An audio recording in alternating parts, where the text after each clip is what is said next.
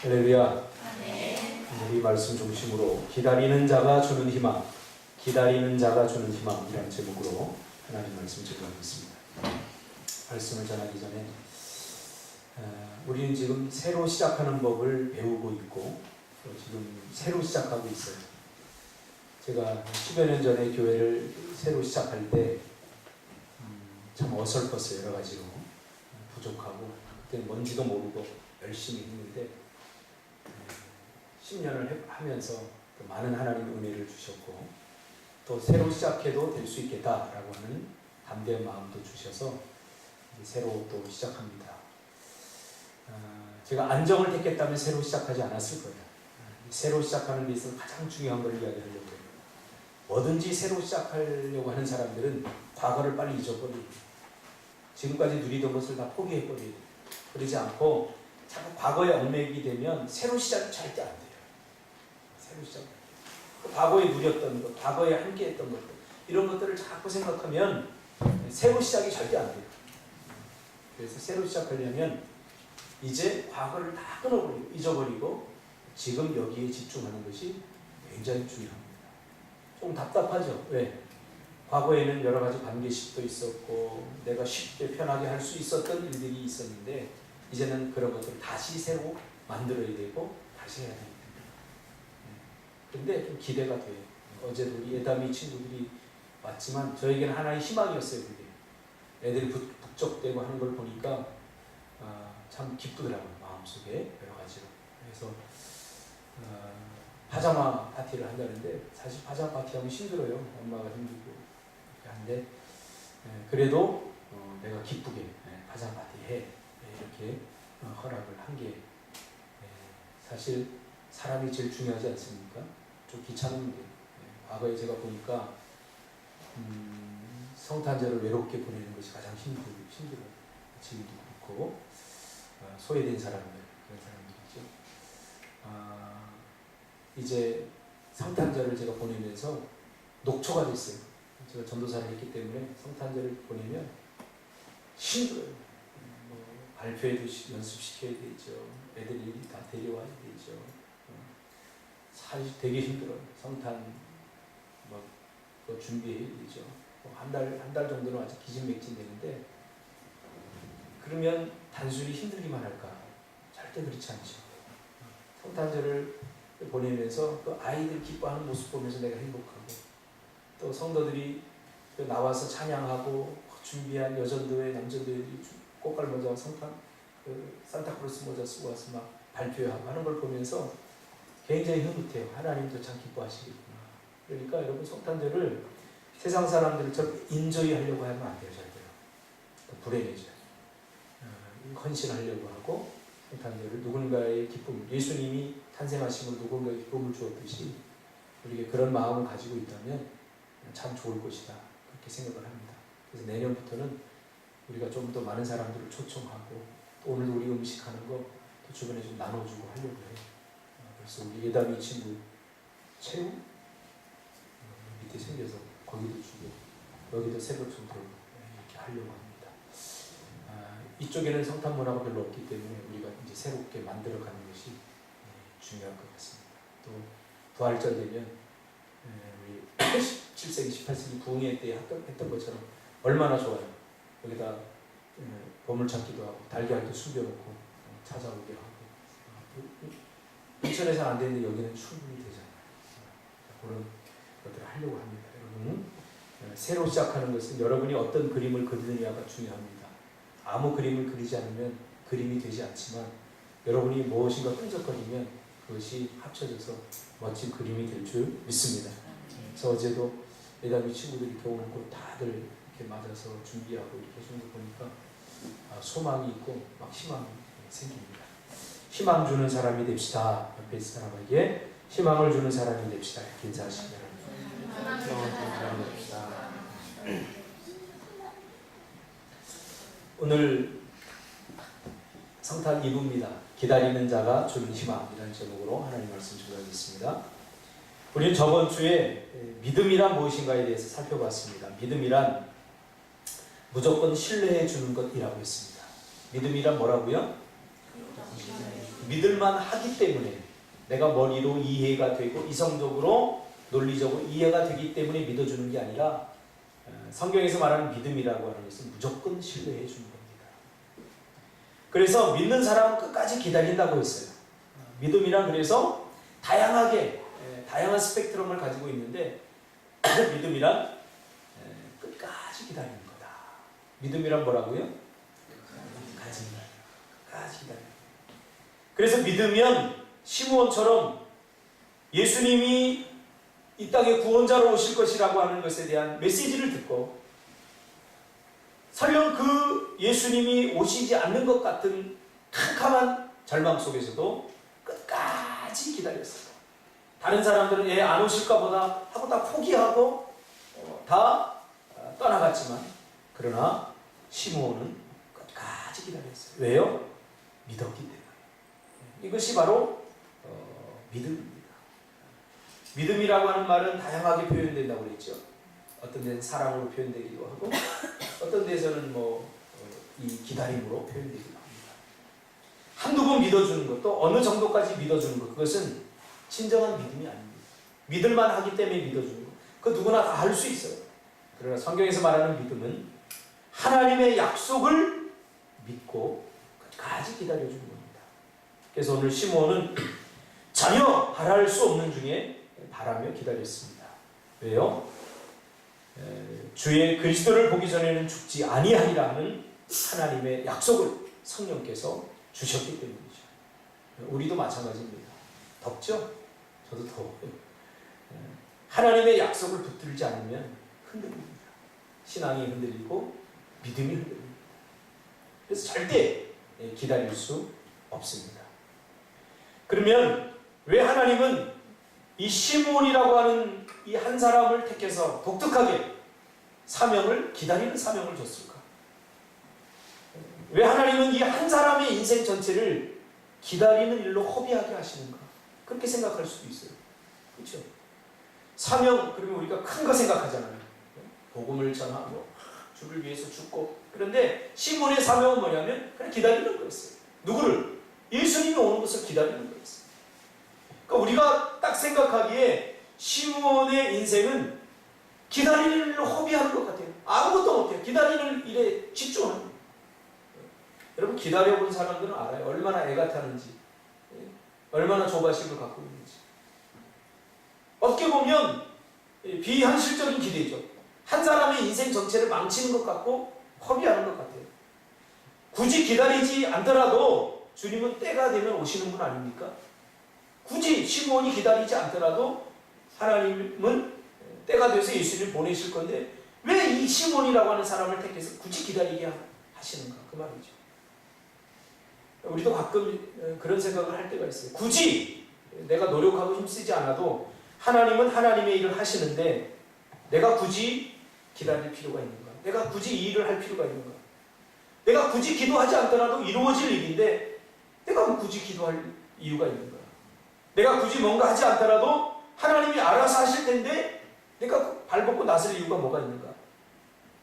그렇게 생각하다 보면 체념과 무관심의 신앙으로 전락하고 급기야 하나님과 인격적이고 관계적인 측면을 전혀 고려하지 않는 위장된 신앙, 위선된 신앙이 될 수 있어요.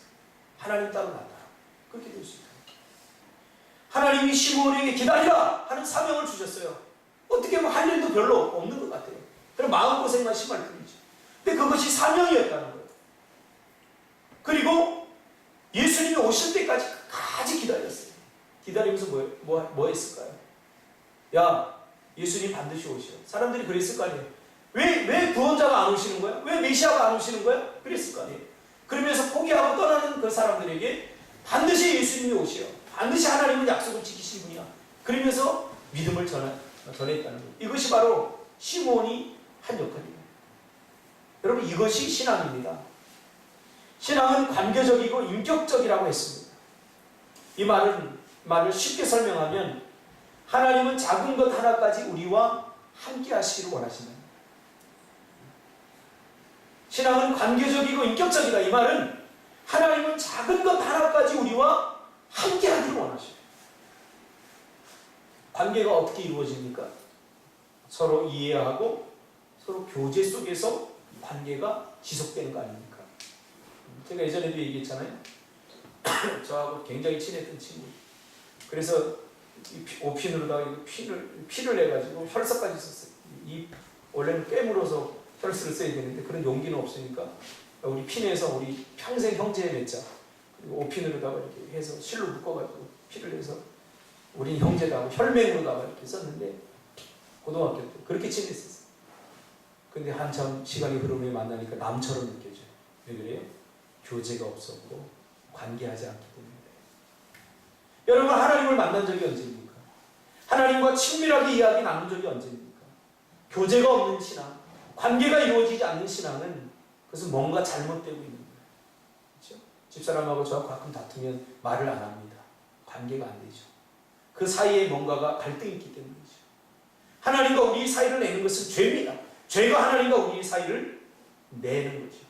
그러니까 하나님이 멀게만 느껴지고 뭔가 하나님과 가까이 가는데 문제가 생긴다면 딱 한 가지밖에 없어요. 죄예요. 근데 우리가 이것을 자꾸 부인하는 거예요.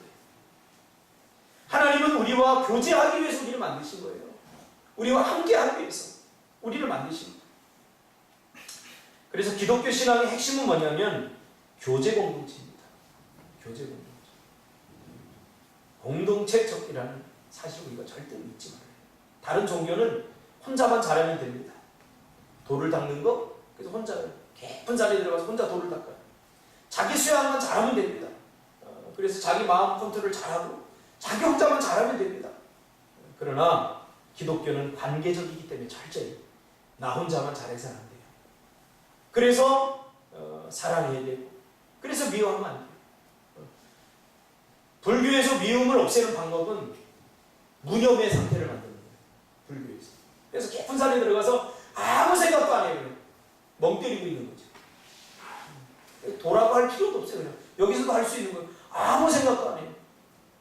비워낸다고 해요. 비워낸다고 비워집니까? 절대로 비워지지 않아요. 어느 순간까지는 아무 자극이 없기 때문에 비워질 수 있어요. 아무것도 없기 때문에. 그러나 자극이 가면 반드시 튀어나오게 돼 있어요. 혼자 살아야 돼요, 평생. 근데 기독교의 신앙은 그렇지 않아요. 철저히 관계적이에요. 내가 준석이를 사랑하려고 해도, 나 사랑해야 해도 저쪽에서 나를 미워하고 막 툭툭 말을 내뱉고 그러면 나도 미워지거든요. 그래서 서로 잘해야 돼요, 기독교 신앙. 서로 잘해야 돼요. 내가 저 사람, 나를 미워하는 저 사람을 내가 사랑해야지 하고 사랑을 하는데 저쪽에서 나를 미워하면 다시 미움이 생긴다. 이런 관계 굉장히 중요해요. 이 남자 집사님들 말을 좀 퉁명스럽게 하네요. 가만히 보면 또 다음에 또 퉁명스럽게. 그러니까 내가 예를 들면 김태한 집사에게 네가 알아서 이 새끼야 이렇게 했다면 태한 집사가 그걸 듣고 만약에 준석 집사가 다음에 뭘 부탁하면 태한 집사가 똑같이 할 수 있어요. 네가 알아서 이 새끼야 이렇게 할 수 있어요. 그러니까 내가 좋은 소리를 듣고 싶으면 내가 먼저 좋은 소리를 해야 돼요. 관계적이기 때문에. 아, 저 새끼 말을 어떻게 저렇게 싸가지 없게 하냐? 그렇게 하면 안 돼요. 왜냐하면 사람은 자꾸 자기가 한 것은 잊어버리거든요. 그러니까 관계를 잘하는 사람들은 이해심이 넓어요. 이해심. 그래서 목사님 나이 때쯤 되면 이제 누군가 나에게 좀 해코지를 하고 나를 조금 공격하면 예전에는 그냥 무조건 미워했는데 이제는 한번 생각하면 내가 저 사람한테 뭐 잘못한 거 있나? 이렇게 생각합니다. 내가 혹시 그 마음에 상처를 준 것 없나? 그런 생각을 하게 돼요. 특히 집사람과 관계 속에서 뭐 하게 되면 집사람이 나에게 톡 쏘는 말을 해요. 그러면 예전에는 아유 싸가지 없게 어린 것이 이렇게 했는데 요즘은 내가 뭐 요즘 뭐 집사람한테 뭐 상처되는 말 한 거 있나? 이렇게 한번 돌아보게 돼요. 왜? 관계적이기 때문에 신앙. 하나님과 우리 관계도 마찬가지. 이게 성숙이에요. 이해한다는 거 여러분 백날 죽었다 깨어나도 이해 못합니다. 그러나 신앙 그리스도인이 되면 믿음적이 되고 신앙적이 되면 비로소 이해가 되는 거죠. 그래서 기독교 신앙은 내가 믿음이 좋고 내가 신앙이 좋다고 좋은 거 아닙니다. 그건 자기만족이죠. 자기 성취감입니다. 기독교 신앙의 진정한 신앙은 타인, 다시 말하면 하나님이 인정하고 주변 사람들이 인정해줘요. 아, 저 사람은 참 신앙이 좋아. 왜냐하면 믿음은 관계 속에서 이루어지기 때문입니다. 그래서 어느 한 사람이 중요한 거예요. 이거를 어디서부터 시작할 것이냐가 중요합니다. 나에서 시작해야 돼요. 너에서 시작하면 자꾸 우리 사랑을 받으려고 하는 사람은 상처가 깊어져요. 예. 내가 원하는 대로 저 사람은 절대 사랑을 주지 않거든요. 그래서 가장 어리석은 사람이 어떤 사람이 사랑을 받으려고만 하는 사람이 가장 어리석어요. 이 사람은 죽었다 깨어나도 평생 상처가 계속 깊어져요.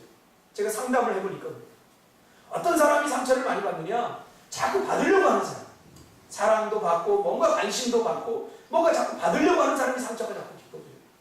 주려고 하는 사람은 절대 상처받지 않아요.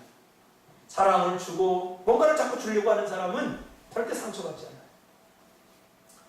그래서 한 사람이 중요합니다. 한 사람, 그 사람의 행동, 그 사람의 말 하나는 그 한 사람으로 절대 끝나지 않습니다. 내가 선택하고 내가 결정하고 내가 판단하는 모든 것들이 누군가에게 영향을 미치기 때문에. 그래서 저는 요즘 절대 부정적이거나 비관적인 말을 하지 않습니다. 한참 된 것 같아요. 내가 나도 모르게 나오는 점은 있어요. 그렇지만 내가 의식한 상태에서 내가 알면서도 부정적으로 말하거나 비관적으로 말하거나 그런 건 절대 하지 않습니다. 왜냐하면 그것은 나 하나로 끝나는 문제가 아니기 때문에. 제가 회개에 많이 하는 부분 중에 하나가 뭐냐면 우리 집사람이 저 결혼할 때 굉장히 긍정적인 사람이었어요. 아주 해맑고 긍정적인 사람이었는데 어느 순간인가 제가 보니까 굉장히 부정적인 사람으로 바뀌어가더라고요. 그래서 제가 왜 그런가 하고 이렇게 생각해 봤더니 내가 그랬어요. 내가 뭐를 보면 비난하고 내가 부정적으로 말하고 그러니까 나와 함께 살면서 어느 순간에 부정적인 사람이 돼버린 거예요. 그게 굉장히 안타까운 거예요. 그래서 제가 회개하면서 내가 이제 집사람 앞에서 내가 먼저 긍정적인 말을 하고 내가 좀 좋은 말을 해야 되겠다. 그렇게 하면서 내가 이렇게 바꿔 나가니까 집사람도 조금씩 바뀌는 것 같아요. 그러니까 나 하나로 끝나지 않습니다. 신앙은 관계적이기 때문에. 그래서 내가 믿음이 좋으면 옆 사람한테 믿음이 좋아지게 될 거예요. 좋아지게 되는 거예요. 내가 악해지면 옆 사람도 악해지게 되는 거예요. 이게 시몬의 이 기다림이 중요한 이유가 뭔지 아십니까? 시몬이 기다림으로 인해서 너무나 많은 사람들이 희망을 갖게 됐다는 거예요. 시몬이 기다림으로 인해서 많은 사람들에게 희망을 주었다는 사실이죠. 사실 시몬이 기다리면서 많은 사람들이 너무 힘들고 어려워서 자신들은 꿈꾸고 바라고 희망을 가질 수 없었지만 시몬을 향해서 어리석은 사람이다. 메시아가 오지 않는데, 구원자가 오지 않는데 저렇게 기다리는 거 보니까 정말 바보 같다. 이렇게 손가락질 하면서도 많은 사람들이 마음속으로는 시몬이 기다리는 그 구원자가 왔으면 좋겠다라고 생각을 했다는 거죠. 우리도 그렇잖아요. 바보처럼 사는 사람들, 믿음으로 사는 사람들을 세상 사람들이 보면서 손가락질해요. 저렇게 살면 안 되는데.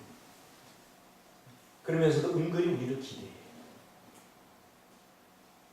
그럴 일은 없지만, 터무니없는 일이지만, 전혀 일어날 것 같지 않지만, 그러나 시몬이 기다리는 구원자가 왔으면 좋겠다 하고 은근히 기대하는 사람들에게 시몬은 자신의 기다림을 포기하지 않으므로 희망을 줄 수 있었다는 거죠. 우리가 가끔 정말 성공할 수 없는 중에 성공한 사람들을 보고 박수 쳐주고 감동하는 이유가 뭡니까? 바로 그런 이유 때문입니다. 절대 일어날 수 없는 일인데 일어났어요. 그렇죠? 그런 사람들을 보면서 우리가 감동하고 박수 쳐주는 이유는 바로 이러한 이유 때문입니다. 그런 사람들이 우리에게 희망을 주고. 그래서 우리 기독교인들은, 우리 예수 믿는 사람들은 대신 싸워주고, 대신 꿈꿔주고, 대신 이루어주는 사람들입니다. 이번에도 우리가 제주도 오니까 노예에 많은 연세 드신 목사님들이 그런 이야기를 해요. 저에게. 야, 우리가 못하는데 박 목사는 하네? 그래요. 물론 그 중에는 비난하는 사람도 있어요. 뭐 제주도 뭐 목회하러 갔겠어? 대충 쉬러 갔겠지, 은퇴 준비하러 갔겠지, 그러면서 비아냥거리는 사람들이 있어요. 그러나 그런 사람들에게 제가 희망을 줬다는 사실. 왜 그런 줄 아세요? 믿음이 없는 사람들, 세상 사람들은 현실적인 꿈밖에 꾸지 못하기 때문에, 꿈도 아닌 꿈이죠. 그런데 현실적인 선 안에서 테두리를 그어놓고 그 안에서밖에 생각을 못해요. 또 우리 예수 믿는 사람들, 믿음 있는 사람들이 꿈을 이야기하고 비전을 이야기하면 바보 같다고 이야기를 하죠. 그런 일은 현실에서 일어나지 않는다고 생각을 하죠. 그러면서 은근히 기대한다는 거예요. 그래서 그 사람들은 절대 꿈을 꾸지 못해요. 꿈을 꾸고 싶어도 꿀 수 없고, 바라고 기대하고 싶어도 기대가 안 되죠. 왜? 믿음이 없기 때문에. 믿음은 바라고 기대하는 것입니다. 그래서 여러분, 세상 사람들을 부러워하고 믿음이 없는 사람들을 괜히 부러워할 이유가 없어요. 그거 바보 같은 짓이에요. 아마 여러분 친구들도 그럴 거예요. 여러분들이 제주도에 오고 이렇게 꿈과 비전을 이루어 나가는 걸 보면서 아마 그럴 거예요. 좋은 얘기하는 사람도 있지만, 야, 제주도 니들 가봐야 별 볼 일 없고 젊은 날에 다 그러면서도 마음속 한국에서 뭔 줄 아세요? 은근히 부러워. 네, 자기들이 하지 못하는 것을 해내고 있기 때문에. 오늘 시몬도 그랬다는 거죠. 다른 사람들이 전혀 기대할 수 없어서 다 포기하고 메시아를 기다리다가 다 떠나갔어요. 그래서 기다리는 한 사람이 필요했던 거예요. 희망을 주는. 그래서 하나님은 시몬에게 내가 죽기 전까지 반드시 메시아가 올 것이다 라는 사명을 주고 그것을 자꾸 선포하라, 전파하라 하는 사명을 주었던 거예요. 그러니까 시몬은 평생 뭐한 사람이에요? 메시아가 올 것이다 그러면서 돌아다닌 사람. 메시아를 기다리다 포기하고 좌절하고 쓰러져 있는 사람들에게 메시아가 올 거야, 우리 같이 기다리자, 이렇게 이야기했던 사람입니다. 세상 사람들은 믿음이 없기 때문에 바랄 수가 없어요. 예, 믿음이라고 하는 말 자체 전번에 단어적으로 제가 설명했죠. 믿음은 바라고 기대하는 것입니다. 그들이 현실을 보니까 절대 바라고 기대할 수 없는 현실이죠. 그렇죠? 그래서 세상 사람들과 현실에 붙들린 사람들과 이야기하면 굉장히 답답합니다. 다 맞는 말이에요. 여러분. 세상 사람들, 믿음이 없는 사람들 말 들어보세요. 전부 다 맞는 말이에요. 틀린 말 하나도 없어요. 근데 듣고 나면 왠지 가슴이 답답해요. 왜? 맞는 말 했는데. 현실적인 말 했는데. 우리가 여기 오려고 할 때도 돈 있어? 됐든. 그러는 거예요. 거기 얼마인데? 내가 얼마라고 얘기합니다. 대뜸 나한테 너 돈 있어? 돈이 어디 있어요? 돈이 없지. 돈 없는데 어떻게 하려고? 그러니까 세상 사람들은 다 자기 수준, 자기 현실만 보고 돈이 있어야 이걸 사는 거예요. 돈이 있어야 사는 거예요. 그러니까 여러분, 너무 맞는 말하고 이치에 맞는 말 하는 사람들, 딱 세상 사람들이요. 다 맞아요. 그 말이 틀려서 제가 이야기하는 말이에요. 가슴이 답답하지 않습니까? 왜요? 믿음이 없기 때문에. 비전이 없기 때문에. 그런데 믿음 있는 사람과 이야기하면 뭔가 현실성은 약간 없어 보이고 말도 안 되는 기대와 바람이지만 기분이 좋고 상쾌합니다. 왜 그런 줄 아세요? 하나님이 주신 꿈과 비전을 이야기하는 그런 사람들이 뭔가 상쾌함이 있어요. 제가 여기로 오자고 했을 때 여러분 중에 별로 마음에 이게 딱 드는 생각이 돈이 있나? 그 생각부터 벌써 했을 거예요. 그리고 여러분에게 분담했을 때 우리가 과연 할 수 있을까? 그 생각부터 했을 거예요. 현실만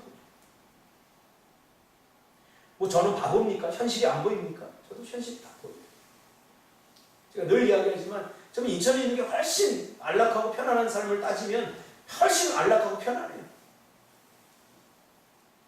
제가 여기 오기로 결정하면서 아브라함에 대해서 계속 묵상을 했어요. 제가 아브라함 얘기 많이 하잖아요. 갈 바를 알지 못하고 떠났던 아브라함은 나보다 나이가 더 훨씬 많았고 현실적으로 굉장히 안정감이 있었고 관계식도 그 안에서 다 갖춰져 있었는데 처음부터 다시 시작한다니 이게 얼마나 불가능했을까. 그런 믿음이 있었기 때문에 갈 바를 알지 못하고 떠났던 거예요. 그래서 시몬은 사실 많은 사람들이 희망이었습니다. 우리도 누군가의 희망으로 존재해요. 우리가 말하고 우리가 꿈꾸는 것들이 세상 사람들에게 비웃음거리가 될 수 있지만 세상 사람들이 우리 인생을 책임지는 거 아니에요. 며칠 전에 준석 집사가 인스타그램에 글을 올렸는데 제주도 오더니 막 감성이 폭발해가지고 글을 잘 썼더라고요. 감동받았어요. 그래요. 인스타그램도 우리의 복음을 전하는 하나의 루트가 돼야 돼요. 여러분들 여기 와서 페이스북이나 인스타그램, 카카오 스토리 많이 하세요. 그래서 우리를 좀 알리세요. 좋은 풍경도 찍어서 보내고 괜찮아요. 쫙 가면서 우리가 이렇게 행복하게 살아가고 있는 것. 위선하더라는 얘기 아니에요. 행복하지도 않는데 난 힘들어 그러면서 멋지게 보이려고 하지 말고 진짜 행복해요. 행복하려면 어떻게 부지런해야 돼요. 요즘 너무 행복해요. 장작을 얼마나 많이 폈는지 여기 시큰거려갖고 지금 와대하고 다니거든요. 장작은 못 펴겠어요. 근데 행복합니다. 굳이 육지에 살면, 육지 것들로 살면 보일러 하나 탁 누르면 불이 쫙 들어와요. 걱정할 필요가 없어요. 돈 뭐 얼마 내면 다 해주니까. 근데 저 나무를 떼면서 이 버튼 하나 눌러서 주는 행복감, 이거 별로 행복하지도 않았어요. 이거 사실 하나 누를 때는. 하나 누르는 거 당연하다고 생각했죠. 근데 여기 와서 집사람이 그래요. 운전하고 다니면 당신 또 나무 보는구나. 맞아요. 나무가 어디 있나, 어디 쌓였나, 어느 나무가 뗄만한 나무인가. 오면서 막 두리번거리면서 나무가 어디 있으면 막 가슴이 뛰어요. 버튼 하나로 얻을 수 없는 행복을 부지런하게 얻을 수 있다니까. 이렇게 사는 것이 세상 사람들이 비웃고 편안하고 안락함을 스스로 버렸다고 생각할지 모르지만 끝까지 가보자는 거죠. 누가 웃을 수 있는지. 저는 하나님의 약속을 붙드는 자들이 결국 웃게 된다고 성경이 말해주는 걸 저는 믿습니다. 여러분들도 마찬가지일 것입니다. 오늘 시므온의 기다림이 위대함이 바로 여기 있습니다. 자기들은 포기하면서도 시므온을 기다렸다니까. 우리는 포기하지만 믿음이 없어.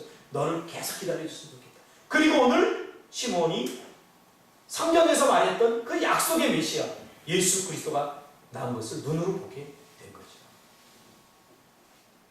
그 기다림이 사람들에게 희망을 줬다.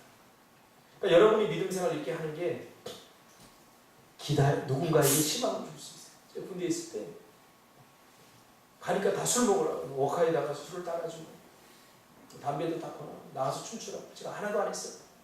그러니까 고참이 너 개독교냐? 그때는 환자라고 했어요. 기독교 환자냐 너? 환자냐?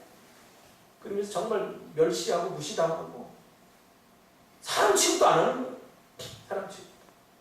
근데 그때 같이 갔던 신앙인들이 있었어요. 우리 11명이 갔는데 막 가기 전에는 야 우리 주일날 꼭 예배당 가자. 가서 우리 주일은 꼭 지키자 그랬더니 제일 먼저 술 따라주니까 예 알겠습니다 하고 마시더니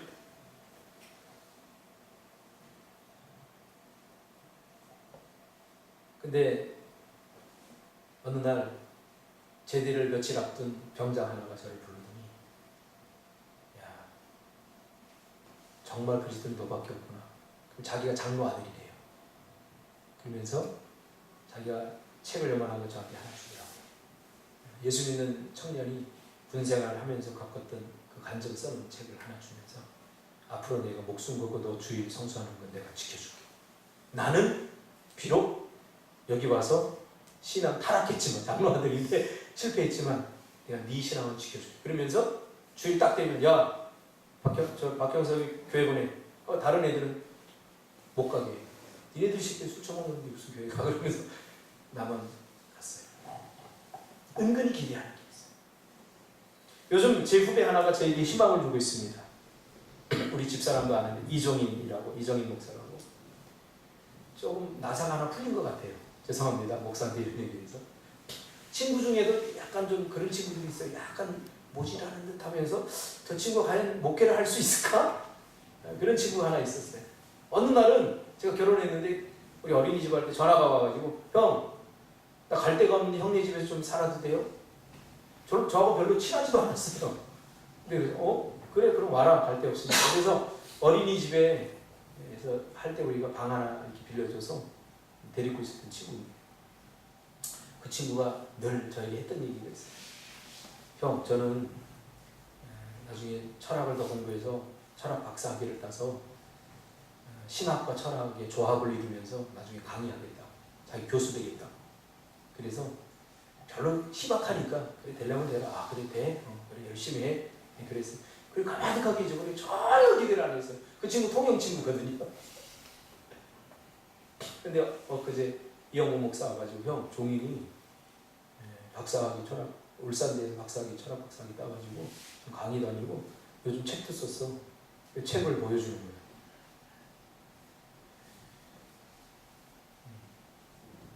이 친구는 끝까지 기다린 친구죠. 그렇죠? 머리 좋은 사람이 성공하는 거 아니더라고요. 제가 보니까. 묵직한 사람, 하나의 목표를 끝까지 가지고 나가는 사람, 믿음 있는 사람, 이런 사람들이 성공합니다. 내 희망을 준 거예요, 이 친구가. 네. 나름대로 내가 생각하기에 그 친구도 좀 난 것 같거든요. 근데 이게 문제일 수 있어요. 똑똑한 척하는 거. 하나님 보시기 그 친구가 나보다 난데 나는 내 생각에는 내가 훨씬 낫다고 나는 생각합니다. 이게 교만일 수 있다니까. 이런 사람 누군가에게 절대로 희망을 줄 수 없어요. 난 저 사람보다 조금 나아. 난 괜찮아. 혹시 여러분 이런 생각 가지고 있습니까? 제가 철저히 회개했어요. 예전에 종인이한테 속을 겉으로는 그랬거든요. 그래 열심히 하면 돼. 하나님이 은혜 주시면 다 할 거야. 그러면서 속으로는 야 네가 박사 되면 대한민국 4천만이 전부 다 박사 되겠다. 이렇게 비아냥거렸던 나의 모습을 회개했다. 저한테 희망을 줍니다.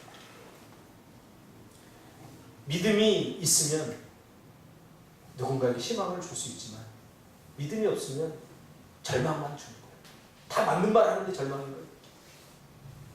다 맞는 말, 옳은 말 하는데 그게 절망? 제가 상담을 하다 보면 정말 청소년들 와서 자기 가수 되겠다고. 음치가 무슨 가수가 됩니까? 그런데도 희망을 뺏지 않기 위해서 그래 열심히 해봐 이렇게 격려해 줄 때가 있어요. 근데 요즘 와서 생각해 보니까 잘한 것 같아요. 왜? 뭐 노래만 꼭 잘해야 가수가 됩니까? 랩도 있잖아요. 그렇죠? 제가 꿈틀 학교 한다고 10년 전에 말했을 때 아무도 믿지 않았습니다. 저와 여러분이 이것을 이룰 거라고 저는 확신합니다. 할렐루야. 근데 기대하세요. 여러분 누군가의 희망이 되니까요. 괜히 덩달아 사람들에게 또 사람들의 말에 휘둘릴 필요가 하나도 없다니까. 우리가 지금까지 그랬으면 내가 여기까지 못 왔죠. 우리가 하는 걸 보고 또 누군가에게 희망이 될 수 있어요. 제가 제주도로 온다니까 우리 노예 어른 한 분이 저한테 그래요. 그게 뭐 하러 가? 뭐 하러 가? 그러면 그 말이 굉장히 거슬리더라고요. 어떤 분은 와 그래 열심히 해봐 이러는데 이분은 정말 저를 사랑하고 아껴주는 분이에요. 근데 그분이 거기 뭐 하러 가? 뭐 하려고 가서 아니 제주도 오는데 뭐 하려고 하면 그 목회하러 오지. 근데 거기 뭐 하러 가? 그러는데 막 주먹이 한번 나가려고. 근데 제가 저를 사랑해주는 분이기 때문에 제가 생각했어요. 왜 그런 얘기 있을까? 엊그제 와서 김성천 목사가 하는 얘기 들어보니까 그래요. 여기 와서 지금까지 목회 성공한 사람이 한 사람도 못 봤다는 거예요. 이 목사님. 그만큼 힘들고 어려운 곳이라. 와서 목회 성공한 사람 하나도 없고 다 뭐 관광 가이드 됐던가 목회하러 왔다 관광 가이드 되고 뭐 펜션 지어서 펜션 뭐 이렇게 사람 받아서 먹고 살고 다 그렇게 됐다는 거예요. 근데 이 척박한 곳에 내가 간다고 하니까 걱정 반, 또 약간 괘씸한 것 반 해서 뭐 하러 가? 나한테 그랬다. 그 사람들 와서 실패한 사람들 제가 무시하는 거 아닙니다. 그래서 우리가 해내야 됩니다. 왜? 꿈과 비전이 돼요. 하나님이 시몬처럼 하나님이 주신 약속. 저는 이걸 붙들 겁니다. 여러분도 붙드시기 바랍니다. 자꾸 여기 와서 자기 살림이 좀 하지 마세요. 하나님이 다 먹여 살려주신다니까요. 굶는 사람 있습니까? 자꾸 자기 살림만 하는 여러분들을 보면 약간 회의적일 때가 있어요. 목사는 같이 살아보자고 막 전전긍긍하고 막 하는데 자기 살아보겠다고 하는 사람들 보면 약간 회의적일 때가 있어요. 하나님이 하신다는데 그것조차 믿어드리지 못하고 자기 먼저 살 고민을 하지 않기를 바랍니다. 하나님은 저의 꿈과 비전을, 저와 여러분의 꿈과 비전을 포기하지 않고 시므온처럼 끝까지 믿고 기다리는 자를 통해서 이루실 것이라고 확실합니다. 할렐루야. 그래서 누군가의 희망이 됩시다. 시므온처럼. 기다리니까 정말 오네? 그렇게 됩니다. 또 다른 사람들이 이게 얼마나 많은 믿음의 사람들을 일으켰을까요? 시므온의 기다림을 통해서. 한국이 낳은 세계적인 발레리나, 여러분 강수진 씨를 잘 알지 않습니까? 많은 사람들이 이 한국에서 이런 위대한 발레리나가 나온 건 꿈도 꾸지 못할 그런 척박한 돌무지였습니다. 왜 그러냐면 연습을 해서 될 일이 아니거든요. 이건. 발레를 한 사람들은 알아요. 발레를 한 사람들은 그래요. 한국인의 체형은 발레를 할 수 있는 체형이 아니래요. 뭔가 발레를 하면 기형이 되거나 뭔가 잘못된대요. 체형 자체가, 그리고 이쁘지도 않아요. 체형 자체. 노력하고 힘써서 될 일이 아니라 선천적으로 그런 체형을 갖고 태어나야 돼요. 서양인들처럼. 근데 한국인은 그런 체형이 아니에요. 근데 그런 모든 편견을 다 깨고 세계적인 위대한 발레리나로 우뚝 서지 않았습니까? 30년 넘게. 여러분 발 다 보지 않았어요? 그 발입니까? 나무 뭉텅이 옹이처럼 돼 있지 않습니까? 그런가 하면 우리 박지성 선수. 요즘 손흥민이가 잘하잖아요. 손흥민이가 가장 존중하고 그런 꿈을 꿀 수 있었던 것은 박지성 때문이었다라고 이야기해요. 누군가가 희망을 줬기 때문에 모든 사람들이 포기하고 나는 안 돼, 우리는 할 수 없어 라고 했던 영역에 다시 희망을 갖고 도전하게 되는 거죠. 바로 시므온은 그런 사람이죠. 하나님은 저와 여러분을 그런 사람으로 부르셨죠. 누군가에게 희망을 주는 사람입니다. 내가 말 한마디, 내 행동 하나가 누군가의 희망을 뺏는 그런 말이 아니라 나를 통해서, 내 믿음 생활, 내 삶을 통해서 누군가가 저렇게 믿더니 성공하네? 잘 되네? 그렇죠? 많은 그리스도인들이 지금 거기서 다 멈춰버렸어요. 어느 정도까지 가요. 그러다 결국은 믿음만으로 살기에는, 세상살이 하기에는 힘들구나. 다 준비 포기한 사람들이 얼마나 많은지 몰라요. 대학생 때까지, 직업을 갖기 전까지, 직업을 가져서 망가진 사람, 또 결혼하기 전까지 잘 믿다 결혼하고 나서 망가진 사람, 또 결혼하고 나서까지는 잘 되는데 또 애 낳고 또 망가진 사람. 우리가 중요해요. 여러분들이 그렇게 잘 살아드리는 이거 자체가 복음 전입니다. 누구에게? 먼저 여러분 가정, 여러분 가까이 있는 사람들이. 여러분 부모님들이 그럴까요? 야, 그렇게 약지 못하게 살고 그렇게 믿음 생활해도 망해. 그럴 수 있어요. 보여주자는 거죠. 그래서 우리의 인생은 우리만으로 끝나지 않아요. 우리의 이야기가 알려지고 시몬처럼 우리 이야기가 알려질 때 그렇게 살지 못했던, 감히 그렇게 사는 것이 불가능하다고 생각했던 우리 뒤에 따라오는 그리스도인들에게 저 사람들도 저렇게 사는데 우리도 살 수 있다라고 희망을 줄 수 있다는 거예요. 우리의 삶. 제 목회가 제주도 땅에 오는 건 힘들다. 그래서 아무도 안 오면 누가 옵니까? 합동측 꽤 찾아보기 힘들어요. 제가 다니다 합동측 마크만 있으면 너무 좋은 거예요. 그냥 친구 만난 거. 왜? 대학은 다 성업이거든요. 다 통합측. 이쪽에는 통합측 텃세가 굉장히 심해요. 그래서 목사님들 모임도 자기네들끼리만 하게 됩니다. 그 합동측 목사님도 외로운 거야. 그것부터 하다가 안 되니까 다 떠나가는 거야. 다른 일을 하고. 우리가 보여주자는 거지. 할렐루야. 우리는 누군가의 희망이 될 수 있습니다. 왜? 그런 존재를 제주도에 보냈잖아요. 할렐루야. 네, 그래서 제 또 하나의 목표, 예전에 제가 갖고 있었던 목표 하나가, 제가 개척교회 그렇게 힘들고 어려워도 예천에서 제가 제 동기를 하나 봤거든요. 동기를 한 사람 봤는데 평생 이제 목회를 5명, 6명하고 해야 되는데 할머니, 할아버지들 그분들 돌아가시면 목회가 끝나요. 상원집 쌓을지 누군지. 제가 개척을 하고 정말 힘들고 우리 전기세도 못 내는데 그 목사님 제가 도와줬어요. 왜? 희망이 잘 안 보이니까. 그래서 그때 제가 결단했더니 농어촌 목회 제가 돕겠다. 근데 목회가 힘들어서 잠시 잊었었는데 제주도 오면서 제주도에 힘든 목사님들 도와야 되겠다. 그런 생각을 하게 됐습니다. 여러분, 약속을 믿고 기다리면 반드시 하나님께서 이루실 줄 믿습니다. 시몬처럼 기다리는, 그래서 누군가의 희망을 주는 그런 인생들이 되시기를 주님의 이름으로 축복합니다. 기도하겠습니다. 절망을 뚫고 나온 사람만이 희망을 줄 수 있기에 오늘 우리 앞에 다